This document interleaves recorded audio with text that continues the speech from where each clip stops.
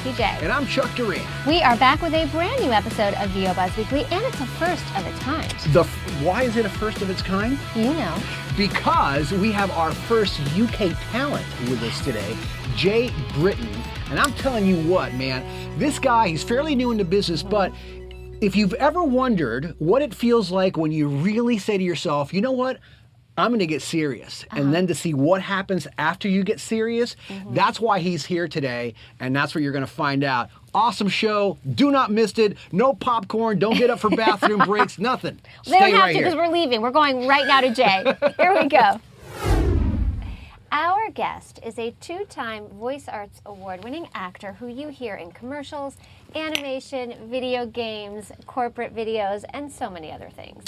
He is our first guest from the UK. He is the voice of Talking Tom, and I don't know, I think he's probably the pride of the UK. Oh, yeah. No doubt. Absolutely. We are so excited to get buzzed with a totally awesome Jay Britton. Jay Britton. Hello. Hello. Hello. Good to see you Enchanté. again. Hey, Yes, can we I'm talk again. like this too? You can try, but I'll be terribly embarrassed. Doesn't that get annoying? Not at all. I blame it all on Dick Van Dyke. It's all his, all his blames it all fault. on Dick Van Dyke. But seriously, don't people just start talking? Yeah, very much so. They It's either so go easy. very, It's- very posh. It's very Right. contagious. You It know is posh? contagious. You know Posh posh. spice? Posh. I know everybody in England. Is the It's a American tiny country. accent as contagious as the English accent? Yes. I can't come over here and not drop into American. It's impossible. Really? Yeah. Just because you're making fun of it or because you kind of think it's cool?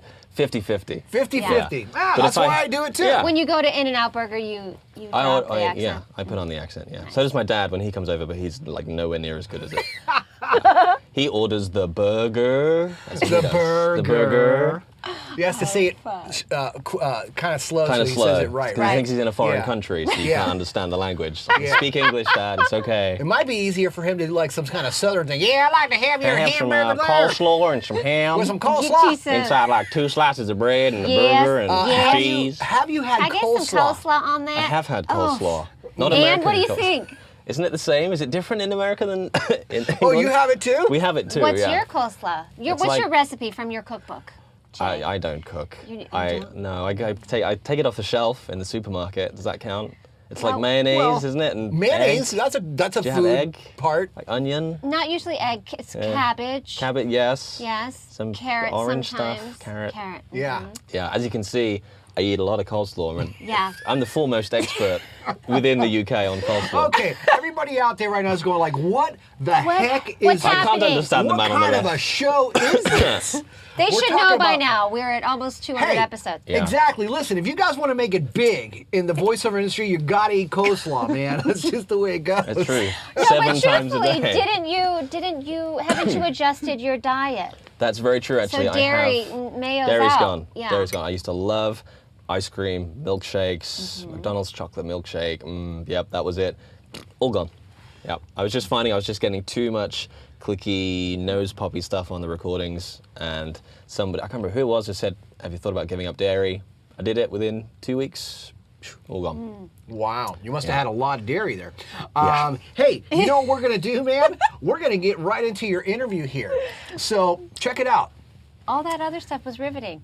It was riveting. Well, I understand That's the that. stuff. I so, learned a lot.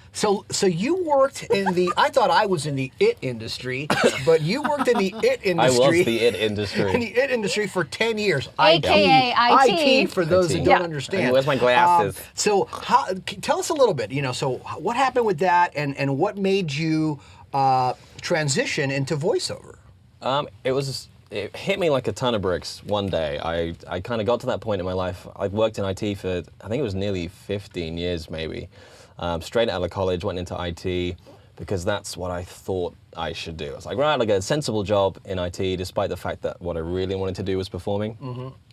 So I had a 10 or 15 year career in IT, and I got to the point where I was, for all intents and purposes, successful. By the measure of most Western ideologies, I had the big house, the nice car, the wife and kids, and I was like, I am miserable, man. It just hit me almost the month after we moved into the new house. I was just like, I'm not happy. This is not fulfilling me whatsoever. And it was all down to my wife, who said, well, you kind of need to go and pursue this voiceover thing, because she knew that was my dream since I was a kid. And as soon as I started actually going after it, that's when everything changed. So the dream was there. Well, since let's you were a cheers kid. to your lovely wife. Yes, Absolutely. to my wife, Because Danielle. you know what? Danielle. I love you. Danielle, Great advice there, but Danielle. an amazing We'll drink to support that. system is huge and She has good, been good for her, phenomenal. because that's a risk for the whole family. Yeah, Yeah. absolutely, it has been. And even now, we've just moved house like 3 weeks ago to kind of make things even a little bit easier, to reduce all the costs, to get more space in the garden where I can build a studio. And that was her idea. I was sat there, I just can't figure out how to kind of get the next bit to work. And she was Yeah. like, well, let's get rid of the big house. We don't need the big house. So then we just sold it all, moved. Wow. Love it. That's pretty cool, man. She's a genius and amazing. Now, She was is. that to help you or to get you out of the house and in the garden or something? Damn it! Because now you're not going to be in the Now house I anymore. understand. You're gonna Is be the garden- gardening. That's how she gets you to garden. Yeah. Is the garden at the same address as the house? That's think the so. thing. Okay, good. 'Cause It's dark, but when I go outside, so I can't tell. Yeah. No, but That's in all amazing. seriousness, man, I believe I remember, and you can correct me if I'm wrong, but you basically downsized your Yep. home so that it would allow you more resources and time and all that stuff to really, really get even more focused than you Yep. were on your voiceover career, to really, really take it to that other level. Now, not a lot of people, even think that far, or take chances like that in giving up the things that they want temporarily Yeah. in order to attain, and make a dream really, really go big. So Yeah. what was the whole process in your mind about that, and how did it make you feel? Because I would be terrified. Yeah, I was pretty much. I think the weird thing about fear is it's only terrifying until you do it. That's the thing, I think everyone's seen the little diagram where you have the circle which says your comfort zone and the circle that says, this is where the magic happens. Yeah. Right. And you don't know how strong the edge is of your little comfort zone until you push it. And it's the pushing it that scares people. It's like, well, if I kind of go for it and I push and that's the scary bit. But once you actually take the decision and you commit to it and you do it, the fear goes because you're there, you're doing it already. Right. And that was the thing. I think the first part of it, of actually just deciding to go into VO, that was scarier than the downsizing, because until that point, you haven't failed at doing voiceover. So Right. you just, it's the fear of failure that's holding you back. And that's what my wife did, is we sat down in the kitchen and she said, well, what's stopping you doing voiceover? Why aren't you doing voiceover? And I had no reasons. I had zero tangible reasons that I wasn't doing it, other than, well, I can just say I never tried it, so it's fine. But if you really go for something that you love and you fail, it's 10 times worse than failing at something you don't care about. Like you can fail and at the IT. regret of never having tried. Exactly, yeah. And the number one way to fail at anything is to not ever try. True. And then once you get over that just mental stumbling block of just the fear of even trying it, and you let yourself believe for just a single infinitesimal moment that you could do it, that's it, you're off, you're away. You just got to take the first step. Write that down. Take the first step. Yeah, it's all it needs, just the one. We should say that Jay has been, you came over here for like a minute Yep. to do all this stuff. You're feeling a little under the weather, so I am. thank you That's for putting yourself through it. We'll try I to do- struggle. It's coming over to LA, working with brilliant people. It's horrible. Who would want this life? I know. It's I just mean, terrible. just well, speaking of the industry's best, you have studied with people like Rob Paulsen, Nancy Wolfson, Richard Horvitz, Jodi Gottlieb. What is it that makes you keep training and with different people?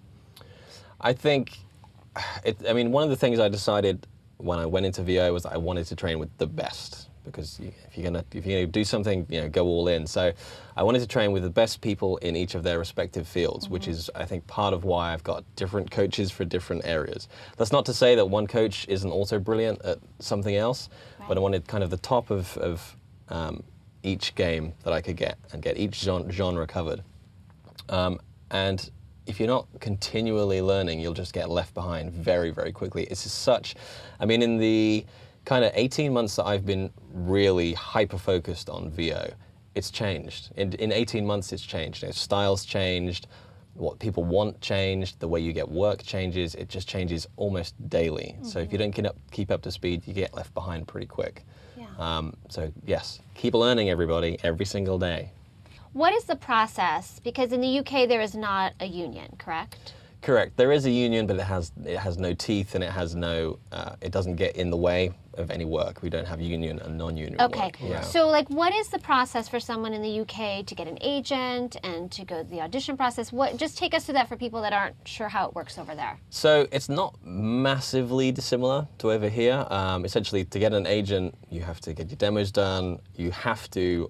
You just have to have work to get an agent in the UK. You have to go to an agent with something. Because especially in the UK, you have, although it's a much smaller country, it's all in London.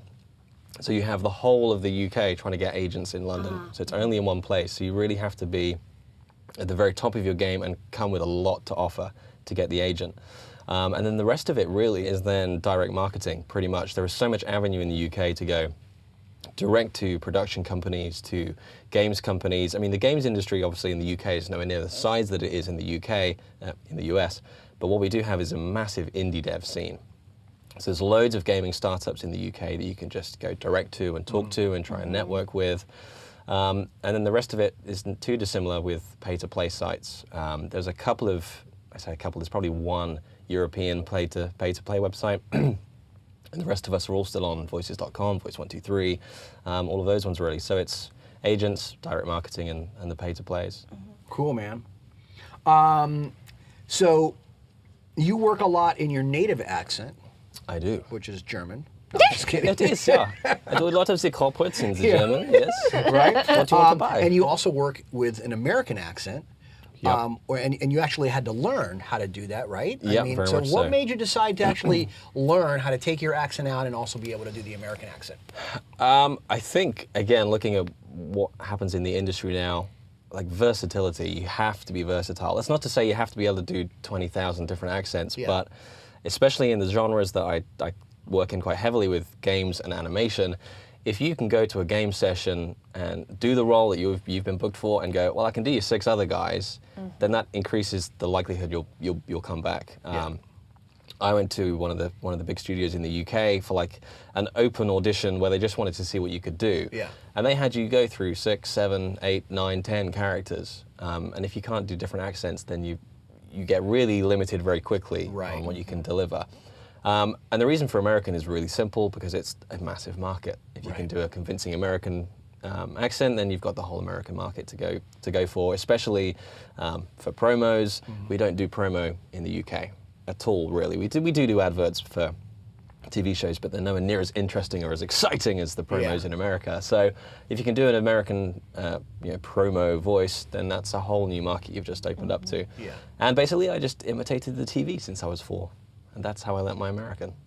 Wow. Yeah. Was there any Repetition. particular shows or things that you I Love Lucy? latched No, on? I because love then Lucy. you're talking like this. Lucy, it's me, Jay Britton, I'm home. Hello, honey. You do sound a lot like Lucille Ball when you go to your American accent. I've been meaning to talk to you about that. My American accent sounds like Lucille Ball. Yeah. Oh my God. What are some of the biggest differences between working in the UK and working, say, doing a job for the US? Like as far as like direction or preparing and all that stuff, or what they expect. I think, to be honest, I think America is a harder market. I think it tends to be faster. It tends to be much more rapid. There's no time for not mucking about, but you just got to get in, get the job done, get it done quickly, and then it's the next thing. Go, go, go. Yeah. So the UK tends to be a little bit more relaxed. You may be working with. If you're doing a corporate video, you may end up with Steve from accounts directing you because, Steve, we're getting a corporate video done. Can you talk to the man? Yeah. So, you might get very, very interesting direction. Yeah.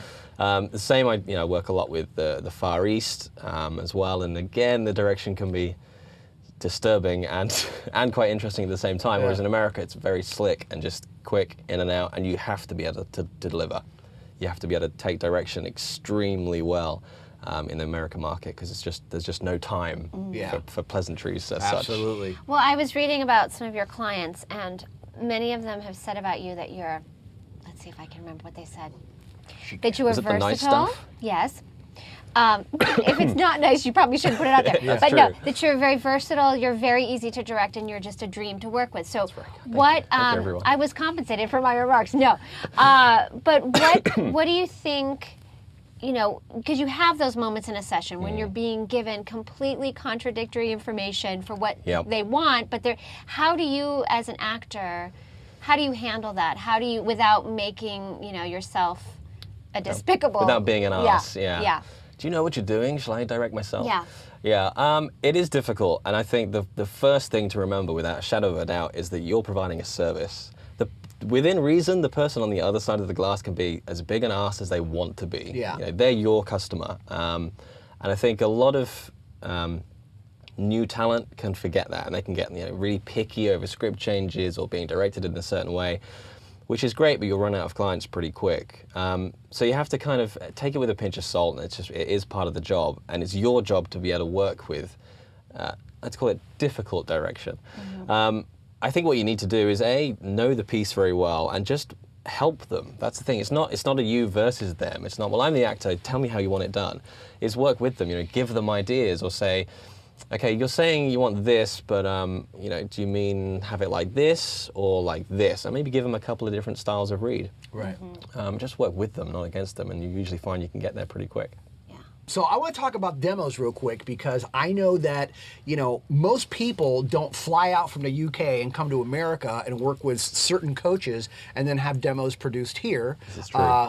Which I happen to be a part of that team. Thankfully. And very cool, because you were a dream to work with. You are very good at what you do, and I love that. But you also had other demos before you did that. Yep. And I'd like to know, what was the big difference for you, or the differences, in having generic okay demos and then having full-blown, you know, top pro demos done?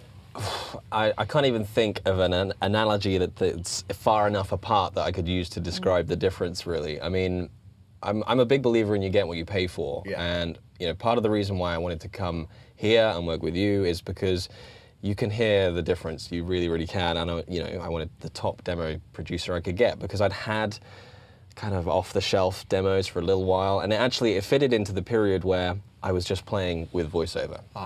You know, in those years, you know, I said earlier, I've been really focused for the last 18 months, but kind of nearly 4 years before that was when I had these generic demos. And for one, they didn't give me any confidence. When you get a demo back and you're like, I sound really, really freaking cool, suddenly you're like, right, okay, I can be a little bit more puffy-chested here and hand that into agents. So psychologically, it gives you a confidence that you've got a good product to go and sell to people, and that it's going to reflect your brand really well. Because especially in the UK, and I hate to call it a big problem, but it's something I see a lot in UK demo production, is there's not that working together to find the right demos for you, the tailored script, the right sound, and everybody's just kind of sounds grey. It's just very, very similar. The original demos I had, you know, I'd hear the same backing music in a lot of demos, sometimes even exactly the same word-for-word script. And they were completely the wrong format. Like one 60-second commercial was one demo. I was like, there's your demo. Yeah, I was like, you didn't say you wanted multiple spots. Yeah, and that was like after 2 hours of training, and it was just not good. So it's like chalk and cheese. There we go. That's not even different enough, but it's close. And cheese. Chalk and cheese. Is that a British thing? And one you can't. Exactly. Yeah. Oh, that's good, man. One's for hopscotch. That's good. So when you got back to your UK with your new demos, you had a new commercial demo, you had an animation demo, you had a video game demo. You went back there, and then all of a sudden things started really, really rocking and rolling, right? Yeah. And then, hold on, we're not done yet. And wait, there's more. And then, a year later or so, you come back here, which is now. Hello. Which is now, hello, he's back. And we just tracked your new promo demo today, actually, earlier today. And you did a promo demo with an American accent. And like most people would be like, well, wait a minute, but he's English, you know. We did a promo demo with an American accent, one spot on it, you did an English accent. Why that choice? First of all, why come back, and why that choice? Why come back is really easy. I wanted the best demo again. It's easy, and I always think if you can do it in person, then 10 times better. And it's also about investment. You know, it's well, what do I want out of the back of this demo controls how much I invest in the front of the demo. So I wanted to get the most out of the demo up front, so always come back over to do it. The reason I did American is because, like I said earlier, there is kind of no British promo market. And I thought, well, wouldn't it be cool if I could offer really good American promos? And oh, by the way, I can also do really nice British promos because I am an authentic British man. Right. Who knows the Queen and everything. The Queen and everything. Yeah, I do. We're bezzy mates, we are. So yeah, that was the thinking basically. Did she give you any money for your demos? She didn't. Well, she said, could I give her that £5 back I owe her? The Queen represents Jay in Yes, the the Queen is in the my UK. agent. Oh, Yeah. that's funny. Jay Britton, Her Royal Highness, is how I slate at the beginning of all my auditions. That's great. But yeah, it's just, the market over here is huge, with a lot of the promo work being done straight by ISDN or Source Connect. Yeah. Not being in America isn't a big problem like it might be for other markets like animation and things. So it kind of makes sense, really. And I thought it's a little bit something unique to offer as well. Yeah, that's good, man. And what about studio-wise? Obviously, you do probably pretty much all of your recording from home, correct? Yeah, like 95%. 95%. So do you have like a rinky-dink okay studio? No. Or do you have some pretty good stuff happening there? No? Well, why not? Because why would I? Yeah. Because you want to work. If you're serious about it, then why do you have a USB microphone? Hey, like I had a USB microphone when I started. Yeah. That's fine, but if you're trying to break into the top end doing commercials and big video games, you just can't. You have to take it professionally. And a bit like the demos, there's a psychological aspect of, as soon as I got my voiceover booth was when things started taking off because I felt more professional. Yeah. I felt I'm a legitimate voice actor now. I have my booth, I have a professional space. So I have a $1,000 microphone, a preamp, goes off to a big processing PC in the back end. And I'm just about to build. If you use a Mac, you book more work. Oh boy. Let's not get into that again, Chuck. Yeah. Yes, I use Windows, everybody. And I don't have any viruses. You're infected. I am. I'm infected. I am Bill Gates' best friend. And yeah, I'm about to build a completely separate, in my garden prison. Yeah, Garden separate prison. Yes. Yeah. Your secret garden. It's going to be half cinema room as well, though, so it's fine. Oh, what a sacrifice. Yeah, I know, it's Man terrible. cave recording Soundproofed studio. cinema room. So that's going to be a fully soundproofed separate building. Yeah. So kind of that's the point I'm at. And again, if you want to be, you can't go to, I'm going to do promos for Fox in my broom cupboard with, a piece of blanket over my head and and a USB mic. Yeah. And the other thing is as well, it becomes a marketing tool. How do you differentiate yourself between the thousands of other people? If you get, I've got a $40,000 studio in my home from which I can give you voiceover recordings immediately. It gives you a little bit of stamp of professionalism and trust for the client. If you can give them pictures of, well, this is the studio you're buying as much as you're buying me the talent. Of course. Then that's And that another adds thing to value, market for yourself sure. with. Yeah. Yeah, absolutely. So I want to know, when you said that for about 3 or 4 years there, you weren't really serious. Yep. Okay. And then all of a sudden you got really serious. Okay. And things started to happen. Yep. Which I think is really important, especially for everybody out there. No matter where you live, it's like, there's no excuse of like, oh, well, I don't live in LA. Oh, I don't live in New York. And it really doesn't matter these days that much. Yep. So what were the changes that you noticed when you started getting serious, and what were the things that you did, or some of the things that you did that said, okay, now I'm getting serious and this is what I'm going to do? What was the plan like? The change was almost overnight. Like I said, I'd been kind of dabbling for 3-4 years through fear and circumstance as much as anything as well, just not wanting to commit. Right. And then when my wife gave me a slap, not literally, and said, right, sort yourself out and do it properly, overnight, when you just commit to something 100%, one of the things I always tell anybody who might be doing a couple of different things, like they're in a band and they do VO and they act and they embroider tea cozies, is focus on one thing. Yeah. Whatever, to do anything great, it has to be your passion. And as soon as you focus on it and give yourself over to it 100%, that's when things change. Yeah. Yeah. And almost overnight, I suddenly had more energy for marketing. I had more thoughts about how could I grow the business. I got serious. I got a voiceover booth put in. I bought a brand new microphone. I engaged with a web designer to get new branding done. I picked up all the new coaches. And it all just came, unsurprisingly, when you do the right sensible things, work starts coming in. It's not a big secret or a complicated formula. You just have to do the groundwork. Absolutely. And by the way, man, I've checked out your site and it's really, really cool. It's amazing. I can take no credit for it whatsoever, but it is amazing. But it is amazing. Yeah. And for those of you that ever like wonder, well, what exactly is branding and what does branding look like?